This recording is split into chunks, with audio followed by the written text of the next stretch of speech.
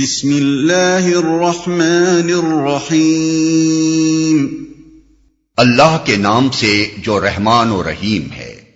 وَلَقَدْ نَادَانَا نُوحٌ فَلَنِعْمَ الْمُجِيبُونَ وَنَجَّيْنَاهُ وَأَهْلَهُ مِنَ الْكَرْبِ الْعَظِيمِ وَجَعَلْنَا ذُرِّيَّتَهُ هُمُ الْبَاقِينَ وَتَرَكْنَا عَلَيْهِ فِي الْآخِرِينَ۔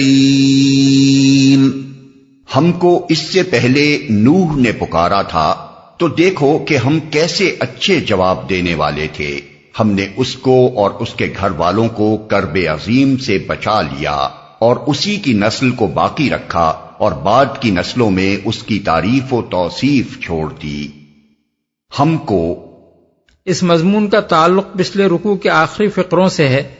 ان پر غور کرنے سے سمجھ میں آ جاتا ہے کہ یہ قصے یہاں کس غرض سے سنائے جا رہے ہیں۔ نوح نے پکارا تھا، اس سے مراد وہ فریاد ہے جو حضرت نوح علیہ السلام نے مدت ہائے دراز تک اپنی قوم کو دعوت دین حق دینے کے بعد آخر کار مایوس ہو کر اللہ تعالی سے کی تھی۔ اس فریاد کے الفاظ سورہ قمر میں اس طرح آئے ہیں، فدعا ربہ انی مغلوب فانتصر۔ اس نے اپنے رب کو پکارا کہ میں مغلوب ہو گیا ہوں، اب تو میری مدد کو پہنچ۔ آیت 10۔ کرب عظیم سے بچا لیا، یعنی اس شدید اذیت سے جو ایک بد کردار اور ظالم قوم کی مسلسل مخالفت سے ان کو پہنچ رہی تھی۔ اس میں ایک لطیف اشارہ اس امر کی طرف بھی ہے کہ جس طرح نوح علیہ السلام اور ان کے ساتھیوں کو اس کرب عظیم سے بچایا گیا، اسی طرح آخر کار ہم محمد صلی اللہ علیہ وسلم اور آپ کے ساتھیوں کو بھی اس کرب عظیم سے بچا لیں گے جس میں اہل مکہ نے ان کو مبتلا کر رکھا ہے۔ اسی کی نسل کو باقی رکھا۔ اس کے دو معنی ہو سکتے ہیں، ایک یہ کہ جو لوگ حضرت نوح کی مخالفت کر رہے تھے ان کی نسل دنیا سے ناپید کر دی گئی اور حضرت نوح ہی کی نسل باقی رکھی گئی۔ دوسرے یہ کہ تمام نسل انسانی ختم کر دی گئی اور آگے صرف حضرت نوح علیہ السلام ہی کی اولاد سے دنیا آباد کی گئی۔ عام طور پر مفسرین نے اسی دوسرے معنی کو اختیار کیا ہے، مگر قرآن مجید کے الفاظ اس معنی میں صریح نہیں ہیں اور حقیقت اللہ کے سوا کوئی نہیں جانتا۔ سلام علی نوح فی العالمین انا کذالک نجزی المحسنین انہ من عبادنا المؤمنین ثم اغرقنا الآخرین۔ سلام ہے نوح پر تمام دنیا والوں میں، ہم نیکی کرنے والوں کو ایسی ہی جزا دیا کرتے ہیں۔ در حقیقت وہ ہمارے مومن بندوں میں سے تھا، پھر دوسرے گروہ کو ہم نے غرق کر دیا۔ سلام ہے نوح پر تمام دنیا والوں میں، یعنی آج دنیا میں حضرت نوح کی برائی کرنے والا کوئی نہیں ہے۔ طوفان نوح کے بعد سے آج تک ہزارہ برس سے دنیا ان کا ذکر خیر ہی کر رہی ہے۔ وَإِنَّ مِن شِيعَتِهِ لَإِبْرَاهِيمَ إِذْ جَاءَ رَبَّهُ بِقَلْبٍ سَلِيمٍ۔ اور نوح ہی کے طریقے پر چلنے والا ابراہیم تھا جب وہ اپنے رب کے حضور قلب سلیم لے کر آیا۔ رب کے حضور آنے سے مراد اس کی طرف رجوع کرنا اور سب سے منہ موڑ کر اسی کا رخ کرنا ہے، اور قلب سلیم کے معنی صحیح سلامت دل کے ہیں، یعنی ایسا دل جو تمام اعتقادی اور اخلاقی خرابیوں سے پاک ہو، جس میں کفر و شرک اور شکوک و شبہات کا شائبات تک نہ ہو، جس میں نافرمانی اور سرکشی کا کوئی جذبہ نہ پایا جاتا ہو، جس میں کوئی ایچ پیچ اور الجھاؤ نہ ہو، جو ہر قسم کے برے میلانات اور ناپاک خواہشات سے بالکل صاف ہو، جس کے اندر کسی کے لیے بغض و حسد یا بدخواہی نہ پائی جاتی ہو، جس کی نیت میں کوئی کھوٹ نہ ہو۔ اذ قال لأبيه وقومه ماذا تعبدون أئفكا آلهة دون الله تريدون فما ظنكم برب العالمين جب اس نے اپنے باپ اور اپنی قوم سے کہا یہ کیا چیزیں ہیں جن کی تم عبادت کر رہے ہو؟ کیا اللہ کو چھوڑ کر جھوٹ گھڑے ہوئے معبود چاہتے ہو؟ آخر اللہ رب العالمین کے بارے میں تمہارا کیا گمان ہے؟ یعنی اللہ تعالیٰ کو آخر تم نے کیا سمجھ رکھا ہے؟ کیا تمہارا خیال یہ ہے کہ یہ لکڑی پتھر کے معبود اس کے ہم جنس ہو سکتے ہیں یا اس کی صفات اور اس کے اختیارات میں شریک ہو سکتے ہیں؟ اور کیا تم اس غلط فہمی میں مبتلا ہو کہ اس کے ساتھ اتنی بڑی گستاخی کر کے تم اس کی پکڑ سے بچے رہ جاؤ گے؟ فنظر نظرة في النجوم فقال إني سقيم فتولوا عنه مدبرين پھر اس نے تاروں پر ایک نگاہ ڈالی اور کہا میری طبیعت خراب ہے، چنانچہ وہ لوگ اسے چھوڑ کر چلے گئے۔ پھر اب ایک خاص واقعے کا ذکر کیا جا رہا ہے جس کی تفصیلات سورہ انبیاء آیات 51 تا 73 اور سورہ عنکبوت آیات 16 تا 27 میں گزر چکی ہیں۔ ایک نگاہ ڈالی۔ ابن ابی حاتم نے مشہور تابعی مفسر قتادہ کا یہ قول نقل کیا ہے کہ اہل عرب نظر فی النجوم یعنی اس نے تاروں پر نگاہ ڈالی کہ الفاظ محاورے کے طور پر اس معنی میں بولا کرتے ہیں کہ اس شخص نے غور کیا یا وہ شخص سوچنے لگا۔ علامہ ابن کثیر نے اسی قول کو ترجیح دی ہے، اور ویسے بھی یہ بات اکثر مشاہدے میں آتی ہے کہ جب کسی شخص کے سامنے کوئی غور طلب معاملہ آتا ہے تو وہ آسمان کی طرف یا اوپر کی جانب کچھ دیر دیکھتا رہتا ہے، پھر سوچ کر جواب دیتا ہے۔ میری طبیعت خراب ہے۔ یہ ان 3 باتوں میں سے ایک ہے جن کے متعلق کہا جاتا ہے کہ حضرت ابراہیم علیہ السلام نے اپنی زندگی میں یہ 3 جھوٹ بولے تھے۔ حالانکہ اس بات کو جھوٹ یا خلاف واقعہ کہنے کے لیے پہلے کسی ذریعے سے یہ معلوم ہونا چاہیے کہ اس وقت حضرت ابراہیم علیہ السلام کو کسی قسم کی کوئی تکلیف نہ تھی اور انہوں نے محض بہانے کے طور پر یہ بات بنا دی تھی۔ اگر اس کا کوئی ثبوت نہیں ہے تو خامخواہ اسے جھوٹ آخر کس بنا پر قرار دے دیا جائے؟ اس مسئلے پر تفصیلی بحث ہم تفہیم القرآن جلد 9 الانبیاء میں کر چکے ہیں، اور مزید بحث رسائل و مسائل جلد 2 صفحہ 35 تا 39 میں کی گئی ہے۔ اسے چھوڑ کر چلے گئے۔ یہ فقرہ خود بخود یہ ظاہر کر رہا ہے کہ صورت معاملہ دراصل کیا تھی۔ معلوم ہوتا ہے کہ قوم کے لوگ اپنے کسی میلے میں جا رہے ہوں گے۔ حضرت ابراہیم کے خاندان والوں نے ان سے بھی ساتھ چلنے کو کہا ہوگا۔ انہوں نے یہ کہہ کر معذرت کر دی ہوگی کہ میری طبیعت خراب ہے، میں نہیں چل سکتا۔ اب اگر یہ بات بالکل ہی خلاف واقعہ ہوتی تو ضرور گھر کے لوگ ان سے کہتے کہ اچھے خاصے بھلے چنگے ہو، بلا وجہ بہانہ بنا رہے ہو۔ لیکن جب وہ اس عذر کو قبول کر کے انہیں پیچھے چھوڑ گئے تو اس سے خود ہی یہ بات ظاہر ہوتی ہے کہ ضرور اس وقت حضرت ابراہیم کو نزلہ، کھانسی یا کوئی اور ایسی ہی نمایاں تکلیف ہوگی جس کی وجہ سے گھر والے انہیں چھوڑ جانے پر راضی ہو گئے۔ فراغ إلى آلهتهم فقال ألا تأكلون ما لكم لا تنطقون فراغ عليهم ضربا باليمين فأقبلوا إليه يزفون ان کے پیچھے وہ چپکے سے ان کے معبودوں کے مندر میں گھس گیا اور بولا آپ لوگ کھاتے کیوں نہیں ہیں؟ کیا ہو گیا آپ لوگ بولتے بھی نہیں؟ اس کے بعد وہ ان پر پل پڑا اور سیدھے ہاتھ سے خوب ضربیں لگائی۔ واپس آ کر وہ لوگ بھاگے بھاگے اس کے پاس آئے، آپ لوگ کھاتے کیوں نہیں ہیں؟ اس سے صاف معلوم ہوتا ہے کہ مندر میں بتوں کے سامنے طرح طرح کے کھانے کی چیزیں رکھی ہوئی ہوں گی۔ بھاگے بھاگے اس کے پاس آئے۔ یہاں قصہ مختصر کر کے بیان کیا گیا ہے۔ سورہ انبیاء میں اس کی جو تفصیل دی گئی ہے وہ یہ ہے کہ جب انہوں نے آ کر اپنے مندر میں دیکھا کہ سارے بت ٹوٹے پڑے ہیں تو پوچھ گچھ شروع کی۔ کچھ لوگوں نے بتایا کہ ابراہیم نامی ایک نوجوان بت پرستی کے خلاف ایسی ایسی باتیں کرتا رہا ہے۔ اس پر مجمع نے کہا کہ پکڑ لاؤ اسے۔ چنانچہ ایک گروہ دوڑتا ہوا ان کے پاس پہنچا اور انہیں مجمع کے سامنے لے آیا۔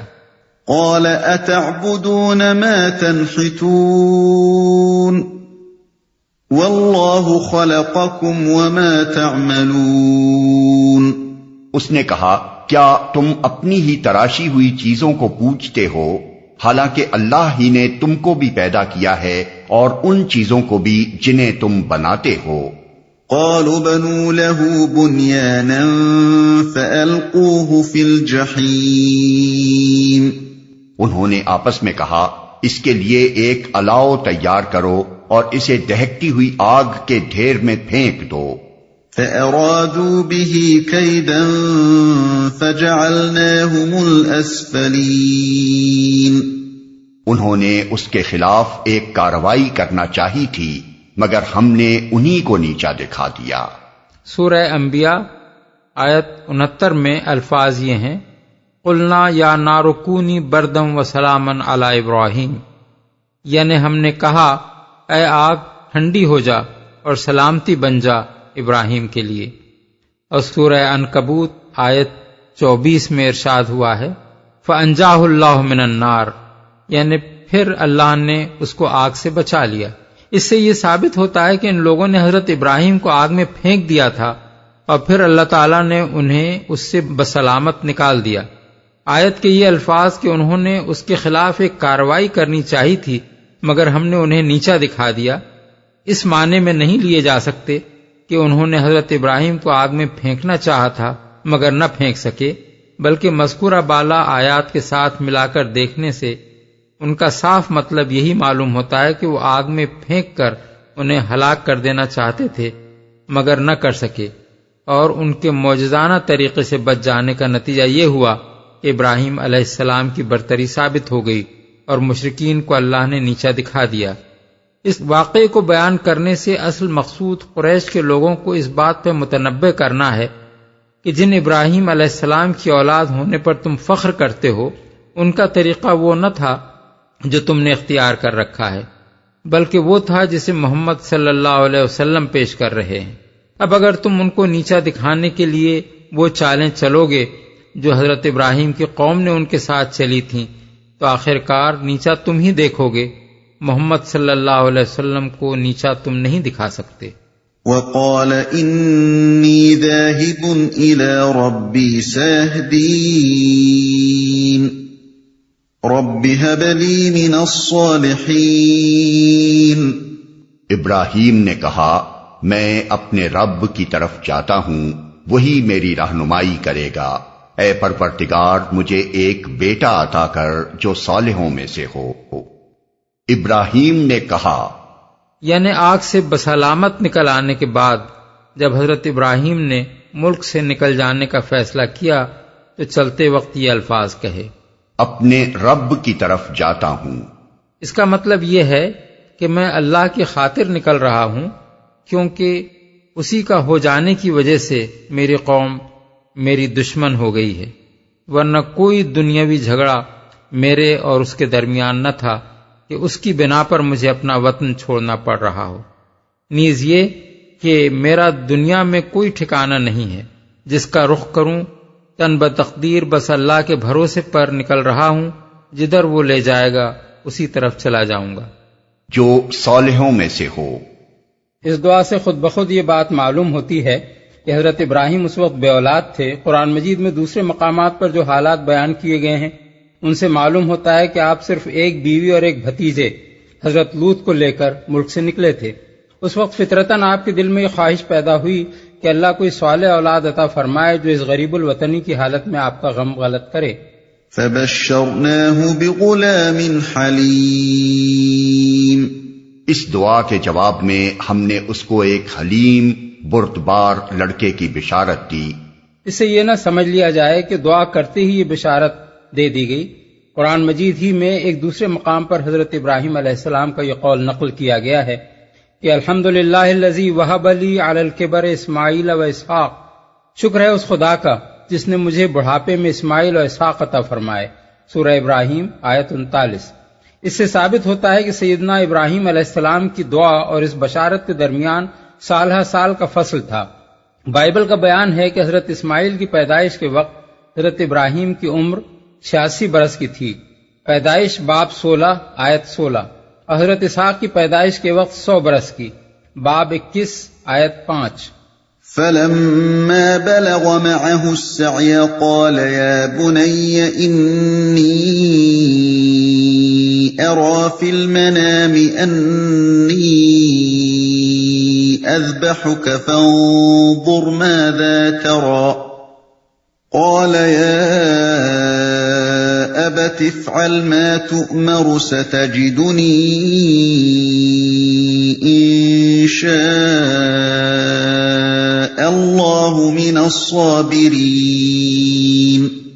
وہ لڑکا جب اس کے ساتھ دوڑ دھوپ کرنے کی عمر کو پہنچ گیا تو ایک روز ابراہیم نے اس سے کہا، بیٹا میں خواب میں دیکھتا ہوں کہ میں تجھے ذبح کر رہا ہوں، اب تو بتا تیرا کیا خیال ہے؟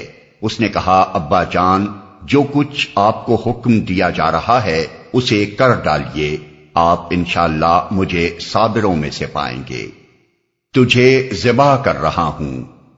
یہ بات ملحوظ خاطر رہے کہ حضرت ابراہیم نے خواب میں یہ نہیں دیکھا تھا کہ انہوں نے بیٹے کو ذبح کر دیا ہے، بلکہ یہ دیکھا تھا کہ وہ اسے ذبح کر رہے ہیں۔ اگرچہ اس وقت وہ خواب کا مطلب یہی سمجھے تھے کہ وہ صاحبزادے کو ذبح کر دیں، اسی بنا پر وہ ٹھنڈے دل سے بیٹا قربان کر دینے کے لیے بالکل تیار ہو گئے تھے، مگر خواب دکھانے میں جو باریک نقطہ اللہ تعالیٰ نے ملحوظ رکھا تھا اسے آگے کی آیت نمبر 105 میں اس نے خود کھول دیا ہے۔ تیرا کیا خیال ہے؟ صاحبزادے سے یہ بات پوچھنے کا مدعا یہ نہ تھا کہ تو راضی ہو تو خدا کے فرمان کی تعمیل کروں ورنہ نہ کروں، بلکہ حضرت ابراہیم دراصل یہ دیکھنا چاہتے تھے کہ جس صالح اولاد کی انہوں نے دعا مانگی تھی وہ فی الواقع کس قدر صالح ہے۔ اگر وہ خود بھی اللہ کی خوشنودی پر جان قربان کر دینے کے لیے تیار ہے تو اس کے معنی یہ ہیں کہ دعا مکمل طور پر قبول ہوئی ہے، اور بیٹا محض جسمانی حیثیت ہی سے ان کی اولاد نہیں ہے بلکہ اخلاقی اور روحانی حیثیت سے بھی ان کا ثبوت ہے۔ حکم دیا جا رہا ہے، یہ الفاظ صاف بتا رہے ہیں کہ پیغمبر باپ کے خواب کو بیٹے نے محض خواب نہیں بلکہ خدا کا حکم سمجھا تھا۔ اب اگر یہ فی الواقع حکم نہ ہوتا تو ضروری تھا کہ اللہ تعالیٰ صراحتاً یا اشارتاً اس امر کی تصریح فرما دیتا کہ فرزند ابراہیم نے غلط فہمی سے اس کو حکم سمجھ لیا، لیکن پورا سیاق و سباق ایسی کسی اشارے سے خالی ہے۔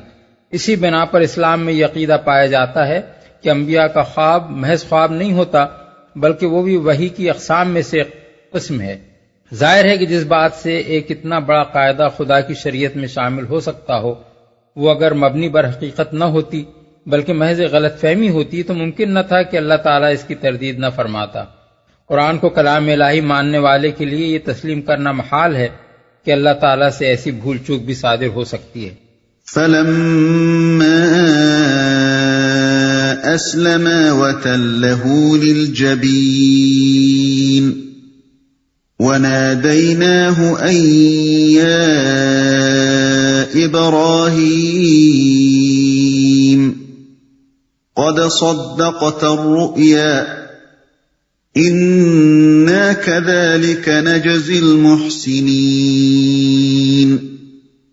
إن هذا لهو البلاء المبين وفديناه بذبح عظيم۔ آخر کو جب ان دونوں نے سرے تسلیم خم کر دیا اور ابراہیم نے بیٹے کو ماتھے کے بل گرا دیا اور ہم نے ندا دی کہ اے ابراہیم تو نے خواب سچ کر دکھایا، ہم نیکی کرنے والوں کو ایسی ہی جزا دیتے ہیں، یقیناً یہ ایک کھلی آزمائش تھی، اور ہم نے ایک بڑی قربانی فدیے میں دے کر اس بچے کو چھڑا لیا، ماتھے کے بل گرا دیا۔ یعنی حضرت ابراہیم نے ذبح کرنے کے لیے بیٹے کو چت نہیں لٹایا بلکہ اوندھے منہ لٹایا تاکہ ذبح کرتے وقت بیٹے کا چہرہ دیکھ کر کہیں محبت و شفقت ہاتھ میں لرزش پیدا نہ کر دے، اس لیے وہ چاہتے تھے کہ نیچے کی طرف سے ہاتھ ڈال کر چھری چلائیں۔ ندا دی، نحویوں کا ایک گروہ کہتا ہے کہ یہاں اور بمانے تو ہے، یعنی فقرہ یوں ہے کہ جب ان دونوں نے سر تسلیم خم کر دیا اور ابراہیم نے بیٹے کو ماتھے کے بل گرا دیا تو ہم نے ندا دی. لیکن ایک دوسرا گروہ کہتا ہے کہ یہاں لفظ جب کا جواب محذوف ہے اور اس کو ذہن سامع پر چھوڑ دیا گیا ہے، کیونکہ بات اتنی بڑی تھی کہ اسے الفاظ میں بیان کرنے کے بجائے تصور ہی کے لیے چھوڑ دینا زیادہ مناسب تھا. جب اللہ تعالیٰ نے دیکھا ہوگا کہ بوڑھا باپ اپنے ارمانوں سے مانگے ہوئے بیٹے کو محض ہماری خوشنودی پر قربان کر دینے کے لیے تیار ہو گیا ہے اور بیٹا بھی گلے پر چھری چلوانے کے لیے راضی ہے، تو یہ منظر دیکھ کر کیسا کچھ دریائے رحمت نے جوش مارا ہوگا اور مالک کو ان باپ بیٹوں پر کیسا کچھ پیار آیا ہوگا، اس کا بس تصور ہی کیا جا سکتا ہے. الفاظ میں اس کی کیفیت جتنی کچھ بھی بیان کی جائے گی وہ اس کو ادا نہیں کرے گی، بلکہ اس کی اصلی شان سے کچھ گھٹ کر ہی ہوگی. خواب سچ کر دکھایا، یعنی ہم نے تمہیں یہ تو نہیں دکھایا تھا کہ تم نے بیٹے کو ذبح کر دیا ہے اور اس کی جان نکل گئی ہے، بلکہ یہ دکھایا تھا کہ تم ذبح کر رہے ہو، تو وہ خواب تم نے پورا کر دکھایا. اب ہمیں تمہارے بچے کی جان لینی مطلوب نہیں ہے، اصل مدعا جو کچھ تھا وہ تمہاری اس آمادگی اور تیاری سے حاصل ہو گیا ہے. ایسی ہی جزا دیتے ہیں. یعنی جو لوگ احسان کی روش اختیار کرتے ہیں ان کے اوپر آزمائشیں ہم اس لیے نہیں ڈالا کرتے کہ انہیں خامخواہ تکلیفوں میں ڈالیں اور رنج و غم میں مبتلا کریں، بلکہ یہ آزمائشیں ان کی فضیلتوں کو ابھارنے کے لیے اور انہیں بڑے مرتبے عطا کرنے کے لیے ان پر ڈالی جاتی ہیں. اور پھر آزمائش کی خاطر جس مخمصے میں ہم انہیں ڈالتے ہیں اس سے بخیریت ان کو نکلوا بھی دیتے ہیں. چنانچہ دیکھو، بیٹے کی قربانی کے لیے تمہاری آمادگی و تیاری ہی بس اس کے لیے کافی ہو گئی کہ تمہیں وہ مرتبہ عطا کر دیا جائے جو ہماری خوشنودی پر واقعی بیٹا قربان کر دینے والے کو مل سکتا تھا. اس طرح ہم نے تمہارے بچے کی جان بھی بچا دی اور تمہیں یہ مرتبہ بلند بھی عطا کر دیا. ایک کھلی آزمائش تھی، یعنی مقصود تمہارے ہاتھ سے تمہارے بچے کو ذبح کرا دینا نہ تھا، بلکہ اصل مقصود تو تمہارا امتحان لینا تھا کہ تم ہمارے مقابلے میں دنیا کی کسی چیز کو عزیز تر تو نہیں رکھتے. اس بچے کو چھڑا لیا. بڑی قربانی سے مراد، جیسا کہ بائبل اور اسلامی روایات میں بیان ہوا ہے، ایک مینڈھا ہے جو اس وقت اللہ تعالیٰ کے فرشتے نے حضرت ابراہیم کے سامنے پیش کیا تاکہ بیٹے کے بدلے اس کو ذبح کر دیں. اسے بڑی قربانی کے لفظ سے اس لیے تعبیر کیا گیا کہ وہ ابراہیم جیسے وفادار بندے کے لیے فرزند ابراہیم جیسے صابر و جانثار لڑکے کا فدیہ تھا، اور اسے اللہ تعالیٰ نے ایک بے نظیر قربانی کی نیت پوری کرنے کا وسیلہ بنایا تھا. اس کے علاوہ اسے بڑی قربانی قرار دینے کی ایک وجہ یہ بھی ہے کہ قیامت تک کے لیے اللہ تعالیٰ نے یہ سنت جاری کر دی کہ اسی تاریخ کو تمام اہل ایمان دنیا بھر میں جانور قربان کریں اور وفاداری و جانثاری کے اس عظیم شان واقعے کی یاد تازہ کرتے رہیں. وَتَرَكْنَا عَلَيْهِ فِي الْآخِرِينَ سَلَامٌ عَلَىٰ إِبْرَاهِيمَ كَذَلِكَ نَجْزِي الْمُحْسِنِينَ إِنَّهُ مِنْ عِبَادِنَا الْمُؤْمِنِينَ وَبَشَّرْنَاهُ بِإِسْحَاقَ نَبِيًّا مِّنَ الصَّالِحِينَ. اور اس کی تعریف و توصیف ہمیشہ کے لیے بعد کی نسلوں میں چھوڑ دی. سلام ہے ابراہیم پر، ہم نیکی کرنے والوں کو ایسی ہی جزا دیتے ہیں. یقیناً وہ ہمارے مومن بندوں میں سے تھا، اور ہم نے اسے اسحاق کی بشارت دی، ایک نبی صالحین میں سے. وَبَارَكْنَا عَلَيْهِ وَعَلَىٰ إِسْحَاقَ وَمِن ذُرِّيَّتِهِمَا مُحْسِنٌ وَظَالِمٌ لِنَفْسِهِ مُبِينٌ. اور اسے اور اسحاق کو برکت دی. اب ان دونوں کی ذریت میں سے کوئی محسن ہے اور کوئی اپنے نفس پر صریح ظلم کرنے والا ہے. اسحاق کو برکت دی. یہاں پہنچ کر یہ سوال ہمارے سامنے آتا ہے کہ حضرت ابراہیم علیہ السلام اپنے جن صاحبزادے کو قربان کرنے کے لیے آمادہ ہوئے تھے اور جنہوں نے اپنے آپ کو خود اس قربانی کے لیے پیش کر دیا تھا، وہ کون تھے؟ سب سے پہلے اس سوال کا جواب ہمارے سامنے بائبل کی طرف سے آتا ہے، اور وہ یہ ہے کہ خدا نے ابراہام کو آزمایا اور اسے کہا، اے ابراہام، تو اپنے بیٹے اسحاق کو جو تیرا اکلوتا ہے اور جسے تو پیار کرتا ہے ساتھ لے کر موریا کے ملک میں جا اور وہاں اسے پہاڑوں میں سے ایک پہاڑ پر جو میں تجھے بتاؤں گا سوختنی قربانی کے طور پر چڑھا۔ پیدائش باب 22 آیت 1-2۔ اس بیان میں ایک طرف تو یہ کہا جا رہا ہے کہ اللہ تعالیٰ نے حضرت اسحاق کی قربانی مانگی تھی، اور دوسری طرف یہ بھی کہا جا رہا ہے کہ وہ اکلوتے تھے، حالانکہ خود بائبل ہی کے دوسرے بیانات سے قطعی طور پر یہ ثابت ہوتا ہے کہ حضرت اسحاق اکلوتے نہ تھے۔ اس کے لیے ذرا بائبل ہی کی حسب ذیل تصریحات ملاحظہ ہوں۔ اور ابراہیم کی بیوی سارئی کے کوئی اولاد نہ ہوئی، اس کی ایک مصری لونڈی تھی جس کا نام ہاجرہ تھا، اور سارئی نے ابراہیم سے کہا، دیکھ خداوند نے مجھے تو اولاد سے محروم رکھا ہے، سو تو میری لونڈی کے پاس جا، شاید اس سے میرا گھر آباد ہو۔ اور ابراہیم نے سارئی کی بات مانی، اور ابراہیم کو ملک کنعان میں رہتے ہوئے 10 برس ہو گئے تھے جب اس کی بیوی سارئی نے اپنی مصری لونڈی اسے دی کہ اس کی بیوی بنے، اور وہ ہاجرہ کے پاس گیا اور وہ حاملہ ہوئی۔ پیدائش باب 16 آیت 1-3۔ خداوند کے فرشتے نے اس سے کہا کہ تو حاملہ ہے اور تیرے بیٹا پیدا ہوگا، اس کا نام اسماعیل رکھنا۔ باب 16 آیت 11۔ جب ابراہیم سے ہاجرہ کے اسماعیل پیدا ہوا تب ابراہیم 86 برس کا تھا۔ باب 16 آیت 16۔ اور خداوند نے ابراہیم سے کہا کہ سارئی جو تیری بیوی ہے اس سے بھی تجھے ایک بیٹا بخشوں گا، تو اس کا نام اسحاق رکھنا، جو اگلے سال اسی وقت معین پر سارہ سے پیدا ہوگا۔ تب ابراہیم نے اپنے بیٹے اسماعیل کو اور گھر کے سب مردوں کو لیا اور اسی روز خدا کے حکم کے مطابق ان کا ختنہ کیا۔ ابراہیم 99 برس کا تھا جب اس کا ختنہ ہوا، اور جب اسماعیل کا ختنہ ہوا تو وہ 13 برس کا تھا۔ پیدائش باب 17 آیت 15-25۔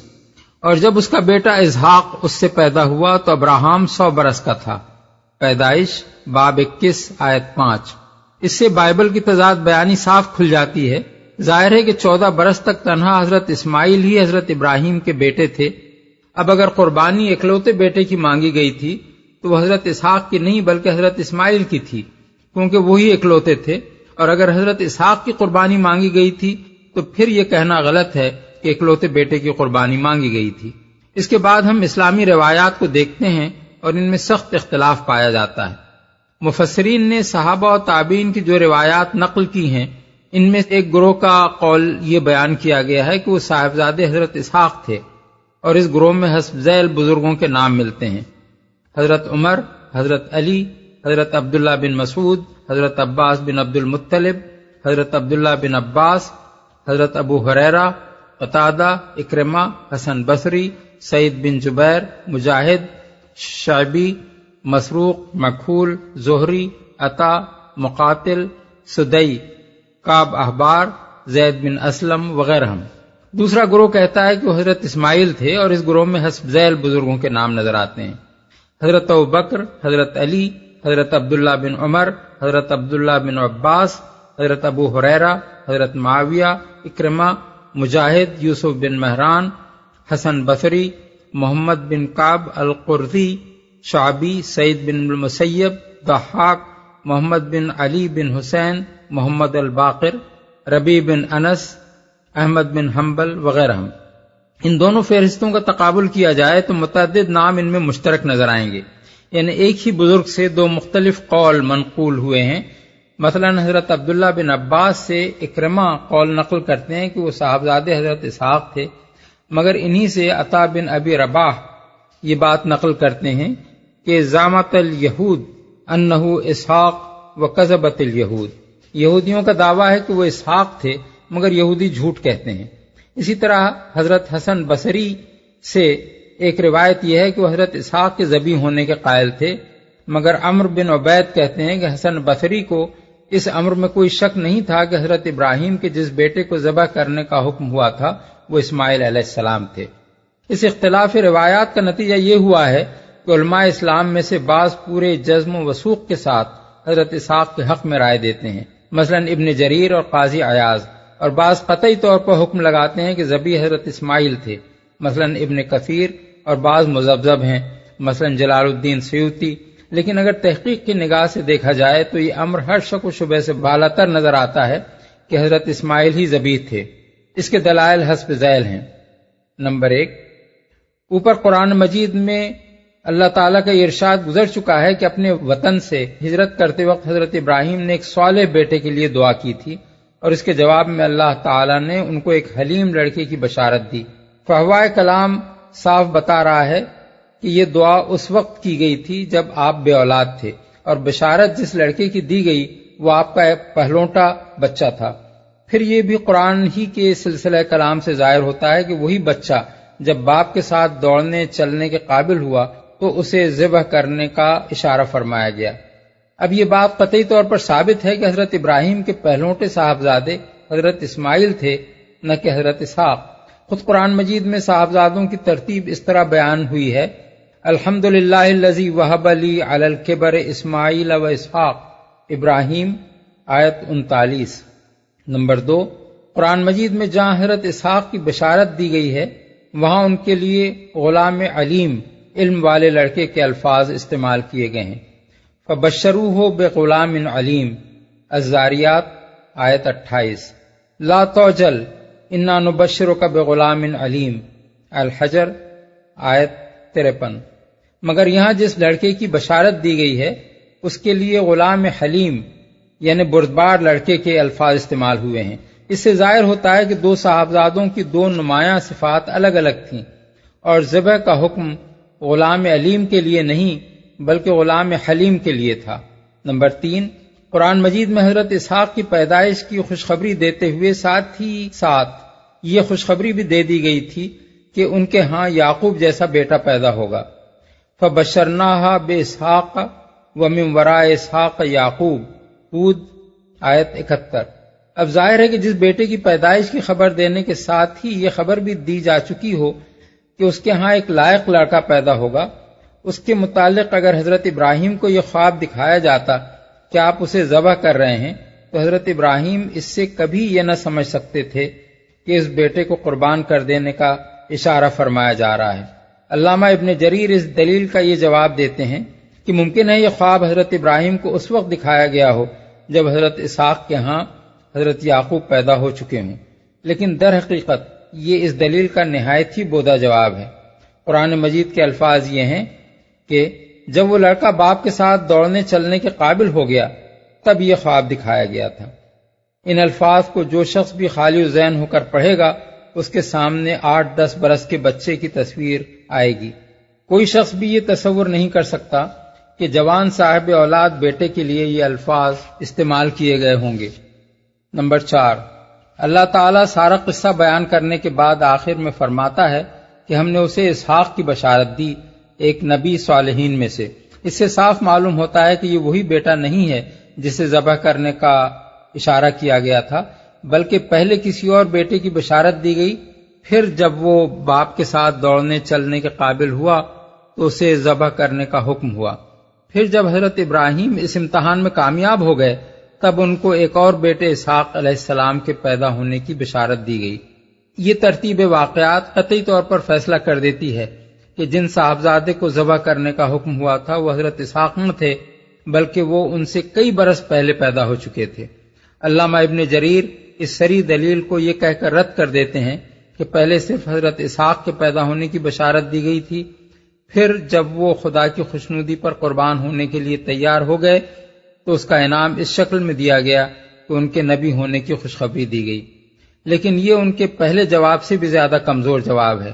اگر فی الواقع بات یہی ہوتی تو اللہ تعالیٰ یوں نہ فرماتا کہ ہم نے اس کو اسحاق کی بشارت دی، ایک نبی صالحین میں سے، بلکہ یوں فرماتا کہ ہم نے اس کو یہ بشارت دی کہ تمہارا یہی لڑکا ایک نبی ہوگا صالحین میں سے۔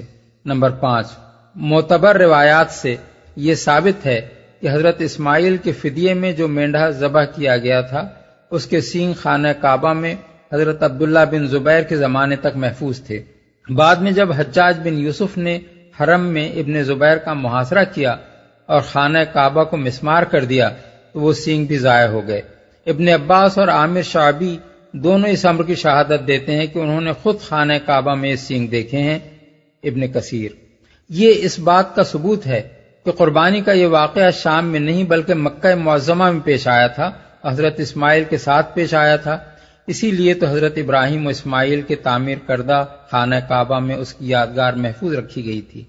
نمبر 6، یہ بات صدیوں سے عرب کی روایات میں محفوظ تھی کہ قربانی کا یہ واقعہ منی میں پیش آیا تھا، اور یہ صرف روایت ہی نہ تھی بلکہ اس وقت سے نبی صلی اللہ علیہ وسلم کے زمانے تک مناسک حج میں یہ کام بھی برابر شامل چلا آ رہا تھا کہ اسی مقام منی میں جا کر لوگ اسی جگہ پر جہاں حضرت ابراہیم نے قربانی کی تھی جانور قربان کیا کرتے تھے۔ پھر جب نبی صلی اللہ علیہ وسلم مبعوث ہوئے تو آپ نے بھی اس طریقے کو جاری رکھا، حتیٰ کہ آج تک حج کے موقع پر 10 ذی الحجہ کو منی میں قربانیاں کی جاتی ہیں۔ 4500 برس کا یہ متواتر عمل اس امر کا ناقابل انکار ثبوت ہے کہ حضرت ابراہیم علیہ السلام کی اس قربانی کے وارث بنی اسماعیل ہوئے ہیں، نہ کہ بنی اسحاق۔ حضرت اسحاق کی نسل میں ایسی کوئی رسم کبھی جاری نہیں رہی ہے جس میں ساری قوم بیک وقت قربانی کرتی ہو اور اسے حضرت ابراہیم کی قربانی کی یادگار کہتی ہو۔ یہ ایسے دلائل ہیں جن کو دیکھنے کے بعد یہ بات قابل تعجب نظر آتی ہے کہ خود امت مسلمہ میں حضرت اسحاق کے ذبح ہونے کا خیال آخر پھیل کیسے گیا۔ یہودیوں نے اگر حضرت اسماعیل کو اس شرف سے محروم کر کے اپنے دادا حضرت اسحاق کی طرف اسے منسوب کرنے کی کوشش کی تو یہ ایک سمجھ میں آنے والی بات ہے، لیکن آخر مسلمانوں کے گروہ کثیر نے ان کی اس دھاندلی کو کیسے قبول کر لیا؟ اس سوال کا بہت شافی جواب علامہ ابن کثیر نے اپنی تفسیر میں دیا ہے۔ وہ کہتے ہیں حقیقت تو اللہ ہی جانتا ہے، مگر بظاہر یہی معلوم ہوتا ہے کہ دراصل یہ سارے اقوال جو حضرت اسحاق کے ذبح ہونے کے حق میں ہیں کعب احبار سے منقول ہیں۔ یہ صاحب جب حضرت عمر کے زمانے میں مسلمان ہوئے تو کبھی کبھی یہ یہود و نصارہ کی قدیم کتابوں کے مندرجات ان کو سنایا کرتے تھے اور حضرت عمر انہیں سن لیا کرتے تھے۔ اس بنا پر دوسرے لوگ بھی ان کی باتیں سننے لگے اور سب رطب و یابس جو وہ بیان کرتے تھے انہیں روایت کرنے لگے، حالانکہ اس امت کو ان کے ذخیرہ معلومات میں سے کسی چیز کی بھی ضرورت نہ تھی۔ اس سوال پر مزید روشنی محمد بن کعب قرظی کی ایک روایت سے پڑتی ہے۔ وہ بیان کرتے ہیں کہ ایک مرتبہ میری موجودگی میں حضرت عمر بن عبدالعزیز کے ہاں یہ سوال چھڑا کہ ذبح حضرت اسحاق تھے یا حضرت اسماعیل۔ اس وقت ایک ایسے صاحب بھی مجلس میں موجود تھے جو پہلے یہودی علماء میں سے تھے اور بعد میں سچے دل سے مسلمان ہو چکے تھے۔ انہوں نے کہا، امیر المومنین، خدا کی قسم وہ اسماعیل ہی تھے اور یہودی اس بات کو جانتے ہیں، مگر وہ عربوں سے حسد کی بنا پر یہ دعویٰ کرتے ہیں کہ ذبح حضرت اسحاق تھے۔ ابن جریر۔ ان دونوں باتوں کو ملا کر دیکھا جائے تو معلوم ہو جاتا ہے کہ دراصل یہ یہودی پروپیگنڈا کا اثر تھا جو مسلمانوں میں پھیل گیا، اور مسلمان چونکہ علمی معاملات میں ہمیشہ غیر متعصب رہے ہیں، اس لیے ان میں سے بہت سے لوگوں نے یہودیوں کے ان بیانات کو جو وہ قدیم صحیفوں کے حوالے سے تاریخی روایات کے بھیس میں پیش کرتے تھے محض ایک علمی حقیقت سمجھ کر قبول کر لیا، اور یہ محسوس نہ کیا کہ اس میں علم کی بجائے تعصب کار فرما ہے، صریح ظلم کرنے والا ہے۔ یہ فقرہ اس پورے مقصد پر روشنی ڈالتا ہے جس کے لیے حضرت ابراہیم کی قربانی کا یہ قصہ یہاں بیان کیا گیا ہے۔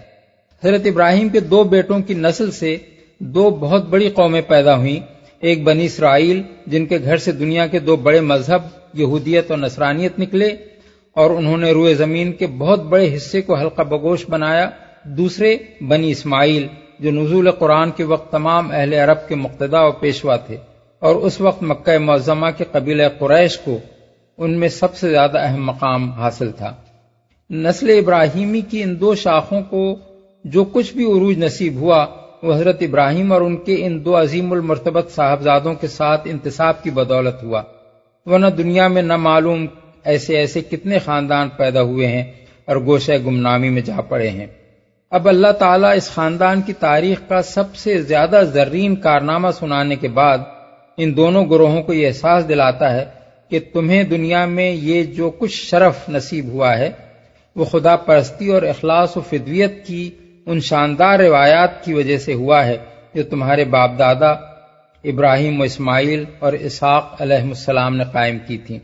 وہ انہیں بتاتا ہے کہ ہم نے ان کو جو برکت عطا فرمائی اور ان پر اپنے فضل و کرم کی جو بارشیں برسائیں یہ کوئی اندھی بانٹ نہ تھی کہ بس یوں ہی ایک شخص اور اس کے 2 لڑکوں کو چھانٹ کر نواز دیا گیا ہو، بلکہ انہوں نے اپنے مالک حقیقی کے ساتھ اپنی وفاداری کے کچھ ثبوت دیے تھے اور ان کی بنا پر وہ ان عنایات کے مستحق بنے تھے۔